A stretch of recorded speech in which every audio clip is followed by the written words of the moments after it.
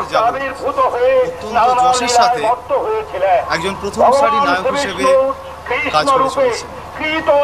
তাছাড়া দর্শক মহলে উনি মায়াকণ্ঠ পান্না চক্রবর্তীর একজন সুযোগ্য এবং সার্থক শিষ্য হিসেবে পরিচিত। আসুন আমরা ওনার সাথে মিলিত হই।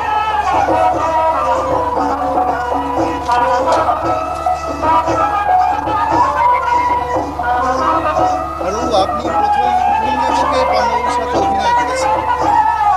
আমার বহুদিনকার ইচ্ছা ছিল যেন পান্নাবাবুর সঙ্গে অভিনয় করি।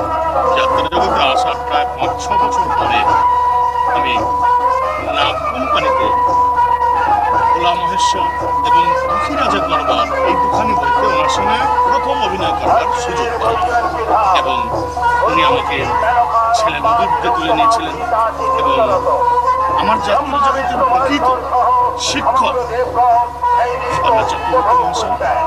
তার কাছ থেকে আমি যথেষ্ট শিক্ষা পেয়েছি।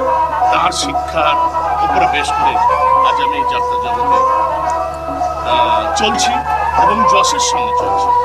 এই আমার প্রথম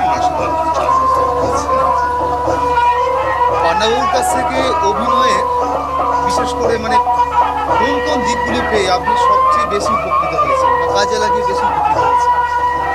পান্নাবাবু সবচেয়ে বড় যেটা সে হচ্ছে কণ্ঠ, তার কণ্ঠ, তার ডায়লগ থ্রোয়িং, এটা আমি যাত্রা জগতে আর নতুন করে যেন আর কারোর কাছে পাই না। আমার কাছে সেটা মধুময় এবং তার অভিনয়ের কলা কৌশল সবটাতেই আমাকে মুগ্ধ করেছে এবং আমি সবটাই তার ভেতর থেকে কিছু নেওয়ার, শিক্ষার, শেখার প্রচণ্ড চেষ্টা করেছি।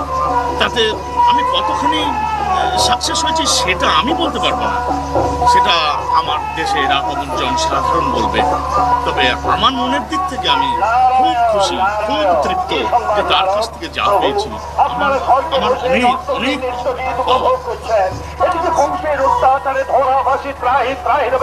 যাত্রা জগতে মানে যাত্রা জগতের এখন যেভাবে চলছে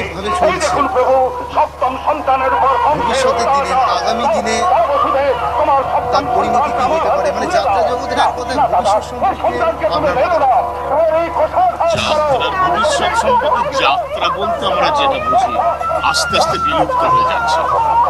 পান্না চক্রবর্তী মহাশয়, শিবদাস মুখার্জি, এই সমস্ত স্বপন কুমার, এরা যারা যাত্রার ঐতিহ্যবাহী, যাত্রার ইদানিংকালের প্রতিষ্ঠাতা, কিছু সৃষ্টিকারী, আর্ট সৃষ্টিকারী, তাদের কাছ থেকে শিক্ষা নিয়ে আমার মনে হয় সকল অভিনেতার উচিত এই যাত্রা জগৎ। কিন্তু আজকের যাত্রা জগৎ সেদিকে না এগিয়ে কতগুলো হালকা জিনিসের উপর, তারা অভিনয়ের উপর গুরুত্ব না দিয়ে তারা নানান রকম অঙ্গরস, যেমন সিনসিনারি, এই বাঘ ভাল্লুক সিংহ, এই সমস্ত নিয়ে তাদের পিছনে ছোটার জন্য বিরাট আগ্রহ নিয়ে তারা ছুটছে। আমি বলতে চাইছি তা নয়, যাত্রার ঐতিহ্যকে বজায় রাখতে হলে এদের মতন গুণী শিল্পীরা যাত্রা জগৎকে যা দিয়ে গেছে তাই অনুসরণ করে, অনুকরণ করে আমাদের এগিয়ে যাওয়া উচিত। তাহলে যাত্রার ভবিষ্যৎ নিশ্চয়ই যাত্রার ঐতিহ্য নিয়েই চলবে। যদি না চলে তাহলে পরিণতি যে কি হবে যেন আমার মধ্যে ভয় হয়, পরিণতি খুব ভালো হতে পারে না। ধন্যবাদ। আমাকে প্রতিজ্ঞা ভঙ্গ করতে আপনি আদেশ করবেন না। এই তোমার গুরু ভক্তি, গুরুর আদেশে আমি আমার জীবন দিতে পারি, কিন্তু প্রতিজ্ঞা ভঙ্গ করতে আমি পারবো না। আপনার এই অন্যায় আদেশ আপনি প্রত্যাহার করুন। তোমার কথা থেকে আমি অবাক হচ্ছি। আমি যে মহাশক্তিধর পরশুরামের শিষ্য, আমার শিষ্যত্ব কেড়ে নিয়ে তোমাকে অভিশাপ দিচ্ছে। তোমার অর্জিত বিদ্যা আমিও যদি ভগবানকে আমি আপনাকে ভক্তি করে থাকি, তাহলে আমিও বলছি আপনার প্রদত্ত অভিশাপ নিষ্ফল হোক। বিশ্ব আমার খুব বিরূপ হবে না গুরুদেব। গুরুদেব, আমি মরবো, তবু বিবাহ করতে আমি পারবো না। ভাগ্যের প্রতিশ্রুতি তুমি মিথ্যা করে দিতে চাও।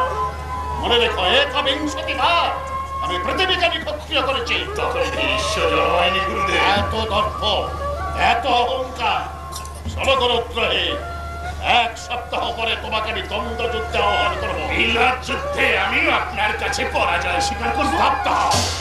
সপ্তাহ কাতর আমি মিনতি করছি, আমার খাত্র বিচ্ছকে আপনি উপহাস করবেন না, তাহলে মহাপ্রলয়